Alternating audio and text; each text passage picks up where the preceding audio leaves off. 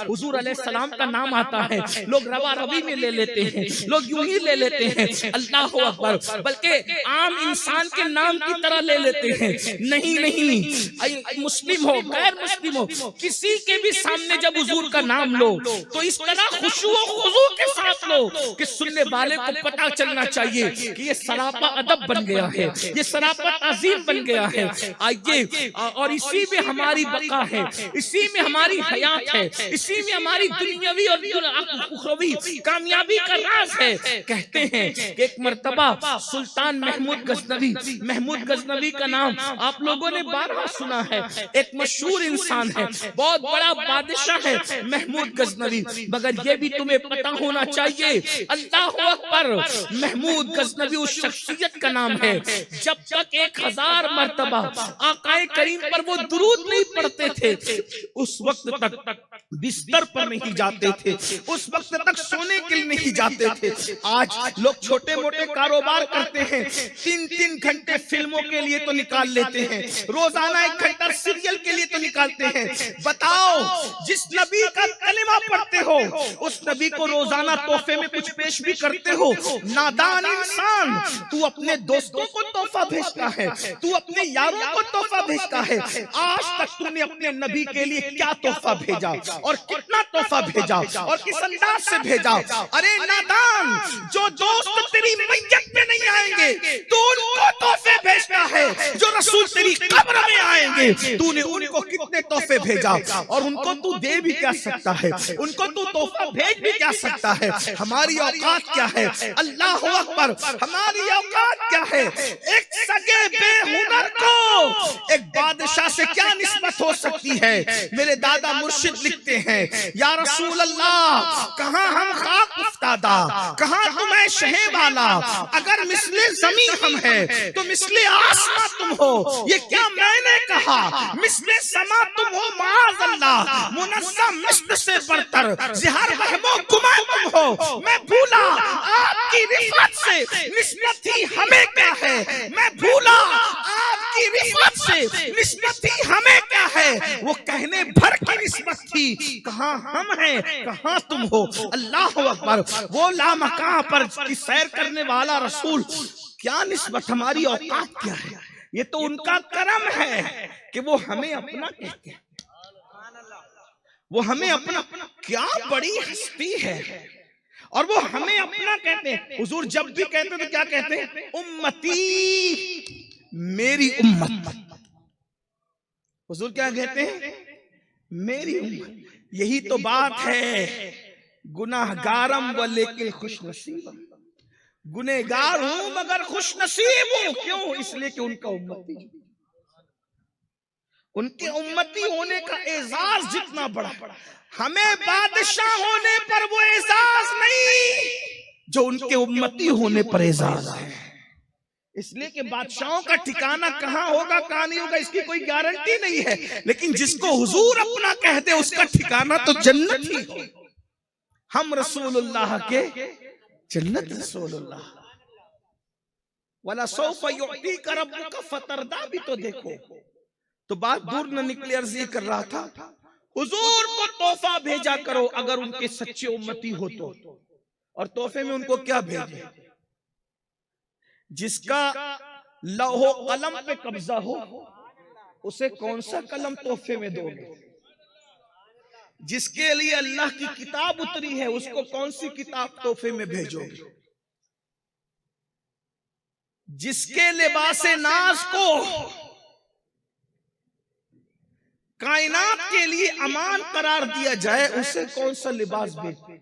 अगर हम जाहिरी हयात में होते तो कुछ कर सकते थे, लिबास अमामा कुछ नालैन पेश कर सकते, लेकिन यहाँ तो 14 सदियों के बाद हम आए दुनिया, कुछ भेज भी नहीं सकते। तो बेहतरीन तोहफा हुजूर के लिए अगर कुछ भेज सकते हो तो उसे दुरूद शरीफ कहते हैं।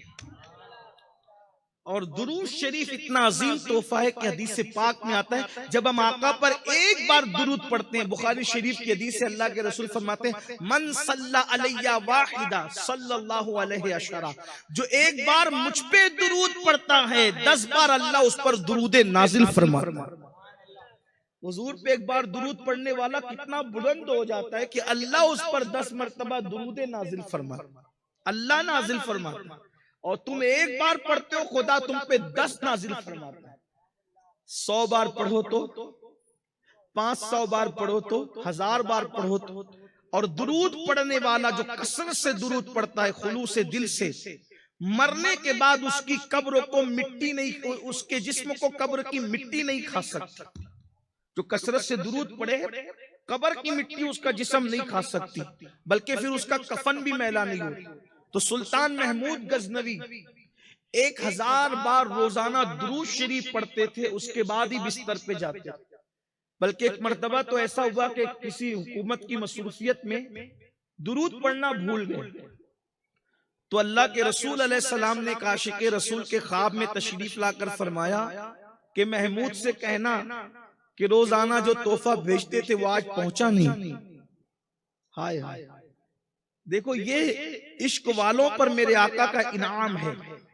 कोशिश करो कि मुख्तसर दुरूद सल्लल्लाहु अलैहि वसल्लम इसको 500 बार पढ़ा करो। 5 मिनट 6 मिनट का काम है, 1000 बार पढ़ोगे तो 10-15 मिनट का काम है। सबसे मुख्तसर दुरूद शरीफ यही है। और आका अलैहिस्सलाम की एक हदीस ये भी है कि जब कोई दुरूद पढ़ता है तो फरिश्ता उसके और उसके बाप के नाम के साथ अल्लाह के रसूल की बारगाह में वो दुरूद पेश करता है। फुला इब्ने फुला ने आप पे दुरूद भेजे। इसकी उसकी गीबत करने से क्या मिलना, इसकी उसकी चुगली करने से क्या मिलना, गाली गलोच करने से क्या मिलना, इसके उसके बारे में बकवास करने से क्या मिलना, होटलों पर बैठ करके इधर उधर की बातें हाँकने से क्या मिलना। अल्लाह के बंदो हुजूर पे दुरूद पढ़ो। हजरत सैयदी काफी मुरादाबादी रहमतुल्लाह अलैह लिखते हैं, कहते हैं कि बड़े मजे में कहते हैं, उनका बड़ा मशहूर कलाम है कि कोई गुल बाकी रहेगा ना चमन रह जाएगा, पर रसूलुल्लाह का दीने हसन रह जाएगा। उसी में लिखते जो पढ़ेगा साहिबे लौलाक के ऊपर दुरूद, जो पढ़ेगा साहिबे लौलाक के ऊपर दुरूद, आग से महफूज उसका तन बदन रह जाएगा। आग से महफूज उसका तन बदन रह जाएगा। आका पे दुरूद पढ़ा करो। तो महमूद गजनवी के दुरूद 1000 बार पढ़ने का हाल ये था। इसीलिए उनके इंतकाल के बाद बरसों बाद जब उनकी कब्र खुली तो उनका कफन भी मैला नहीं हुआ था और जिस्म सही सलामत था। दुरूद शरीफ की बरकत है। तो महमूद गजनवी के बारे में जो अर्ज कर रहा था वो ये कि महमूद गजनवी के एक गुलाम थे, मशहूर वो भी गुलाम हुए, उनका नाम अयाज है। और अयाज ने गुलामी से हाजिरी देकर इतनी तरक्की की कि बाद में अयाज महमूद के वजीर बने और सबसे करीबी वजीर बने, बड़े मोतमद खास बने। तो महमूद गजनवी के यहाँ अयाज इतने मोतमद हो गए कि अयाज के यहाँ जो बच्चा पैदा हुआ, उस बच्चे के जवान होने के बाद महमूद ने अपनी खिदमत पर अयाज के बेटे को रख लिया। जो भी काम काज बहुत घरेलू होते और जाती होते और महमूद की जात से मुताल्लिक होते, तो महमूद वो सारे काम अयाज के बेटे को कहता। महमूद भी बड़े आशिक रसूल, अयाज भी बड़ा आशिक रसूल। अयाज ने हुजूर के इश्क में अपने बेटे का नाम मोहम्मद रखा। अल्लाह के रसूल अलैहिस्सलाम फरमाते जब तुम्हारे यहाँ बेटा पैदा हो तो उसका नाम मोहम्मद रखा कर। बल्कि एक मकाम पर यह भी फरमाया तुम्हें क्या बुरा लगता है, तुम्हारा क्या बिगड़ता है कि तुम्हारे घर में 3 बेटे और तीनों का नाम मोहम्मद हो। ये भी मोहब्बत की अलामत है। और ये एक हदीस पाक का मफहूम है कि जिसने अल्लाह के रसूल के इश्क और मोहब्बत में अपने बेटे का नाम मोहम्मद रखा, अल्लाह बाप बेटे दोनों पर जहन्नम की आग को हराम फरमा दे। बरकत है हुजूर के नाम की। जिसके नाम की इतनी बरकत है उसकी जात की बरकतों का आलम क्या हो। तो महमूद गजनवी बड़े आशिक रसूल, अयाज के बेटे को खिदमत में रखा था। एक दिन गुस्ल खाने में अयाज के बेटे ने पानी रखा गुस्ल के लिए और कोई जरूरत की चीज रखना भूल गया, तौलिया वगैरह कोई जरूरत की चीज रखना भूल गया। तो अंदर से महमूद गजनवी ने आवाज लगाई, ओ अयाज के बेटे, वो फलां चीज तुमने नहीं रखी। जब ये आवाज आई तो अयाज खड़े हो गए। महमूद गजनवी का इंतजार करने लगे।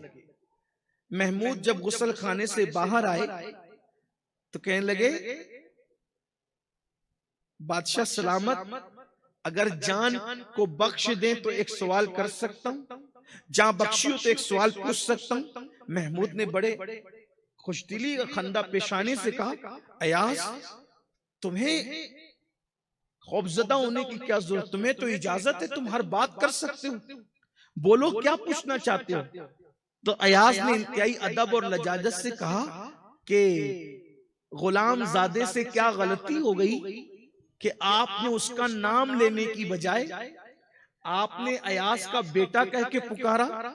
आप जब भी मेरे बेटे को पुकारते हैं तो उसका नाम लेकर पुकारते हैं, आज आपने मेरे बेटे को अयाज का बेटा कह के क्यों पुकारा, नाम लेके नहीं पुकारा। कहीं ऐसा तो नहीं कि आप नाराज है उससे, मुझे खौफ लगता है कि मेरे बेटे से कहीं आप नाराज तो नहीं।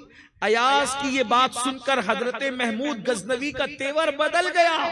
फरमाया, अयाज तेरे बेटे का नाम मोहम्मद है, और जब मैं हम्माम में था उस वक्त मेरा वुजू नहीं था, मैं नाम मोहम्मद कभी भी बेवुजू नहीं लिया करता। बादशाह लोगों का हाल ये था, इसलिए कि वो तो अपने आप को गुलाम, कौन बादशाह वहां और किसकी औकात क्या है, किसकी हैसियत क्या है, जिसे जो मिला है दरे मुस्तफा से मिला।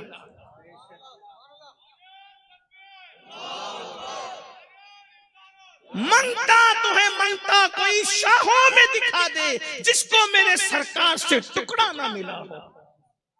उनका मंगता पांव से ठुकरा दे वो दुनिया का ताज, उनका मंगता पांव से ठुकरा दे वो दुनिया का ताज, जिसके खातिर मर गए मुनीम रगड़ कर एड़ियां।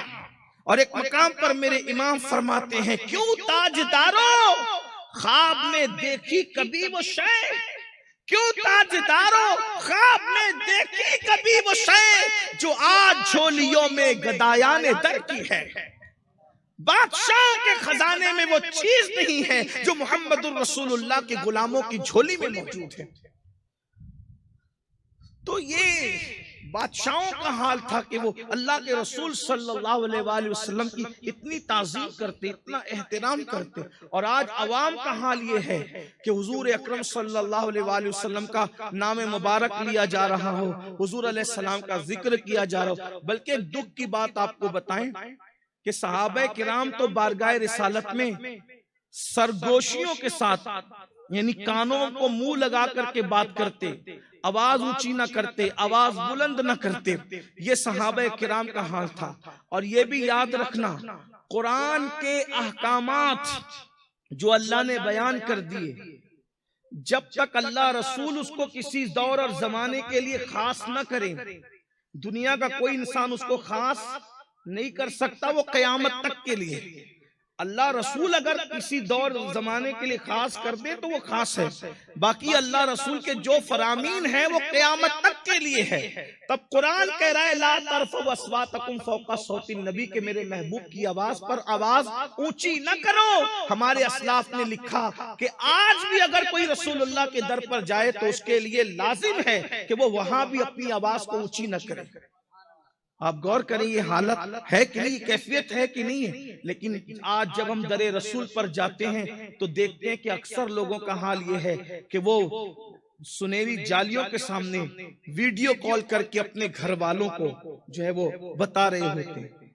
इसी तरह जब किसी महफिल में हम जाएं और वहां रसूलुल्लाह का जिक्र हो रहा, हुजूर की बात बयान हो रही हो, तो हमें वहां का भी अदब करना चाहिए। वहां भी ऊंची आवाज से बात नहीं करना चाहिए, बेअदब होके नहीं बैठना चाहिए, पैरों को लंबे करके नहीं बैठना चाहिए। ये सब कैफियत ऐसे बैठे, बल्कि हुजूर के जिक्र के वक्त यूं बैठे कि अगर हुजूर हमारे दरमियान जाहिरी तौर पर मौजूद होते तो हम हुजूर का कितना एहतराम करते। जिक्र रसूल का भी ऐसा ही एहतराम होना चाहिए।